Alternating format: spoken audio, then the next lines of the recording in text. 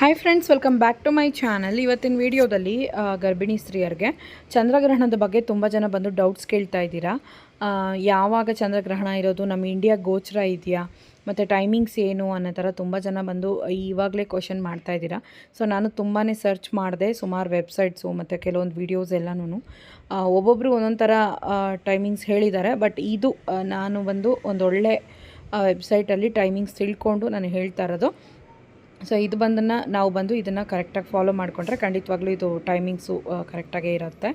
So ಚಂದ್ರಗ್ರಹಣ ಬಂದು ಇದೇ ವರ್ಷ ಮಾರ್ಚ್ 3ನೇ ತಾರೀಕು ಗೋಚರ ಆಗುತ್ತೆ. ಇದು ನಮ್ಮ 2026ರಲ್ಲಿ ನಮ್ಮ ಇಂಡಿಯಾದಲ್ಲಿ ಗೋಚರ ಆಗ್ತಾ ಇರುವಂತಹ ಮೊದಲನೇ ಚಂದ್ರಗ್ರಹಣ.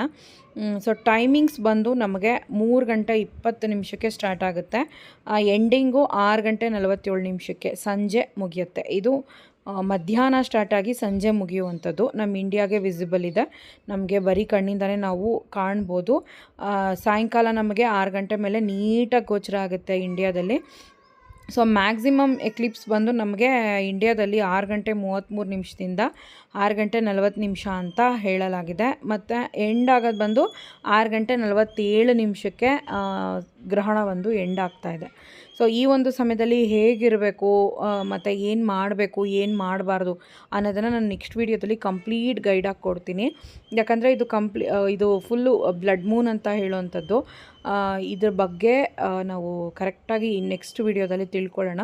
ಯಾಕಂದರೆ ಈ ವಿಡಿಯೋದಲ್ಲಿ ಟೈಮಿಂಗ್ಸು ಮತ್ತು ಎಷ್ಟೊತ್ತಿಂದ ಎಷ್ಟೊತ್ತಿಗೆ ನಮ್ಮ ಇಂಡಿಯಾದಲ್ಲಿ ವಿಸಿಬಲ್ ಇದೆಯಾ ಇಲ್ವಾ ಅನ್ನೋ ಇನ್ಫಾರ್ಮೇಷನ್ ಮಾತ್ರನೇ ಕೊಡ್ತಾ ಇದ್ದೀನಿ. ಇದು ಇಂಡಿಯಾಗೆ ಇದೆ, ಯಾಕಂದರೆ ಮೊನ್ನೆ ಸೂರ್ಯಗ್ರಹಣ ಅಂತ ಬಂದಾಗ ಇಂಡಿಯಾ ಗೋಚರ ಇಲ್ಲ ಅಂತಲೇ ಹೇಳಿದ್ದೆ. ಬಟ್ ಇದು ಚಂದ್ರಗ್ರಹಣ ಗೋಚರ ಇದೆ, ಮಧ್ಯಾಹ್ನದಿಂದ ಸಂಜೆ ಇರೋದ್ರಿಂದ ನಮಗಿದು ಖಂಡಿತವಾಗ್ಲೂ ಗೋಚರ ಆಗುತ್ತೆ. ಸೊ ನೆಕ್ಸ್ಟ್ ವೀಡಿಯೋದಲ್ಲಿ ಟಿಪ್ಸು ಮತ್ತು ಏನೇನು ಫಾಲೋ ಮಾಡಬೇಕು ಅನ್ನೋದನ್ನು ಹೇಳ್ತೀನಿ. ಟೇಕ್ ಕೇರ್, ಬಾಯ್.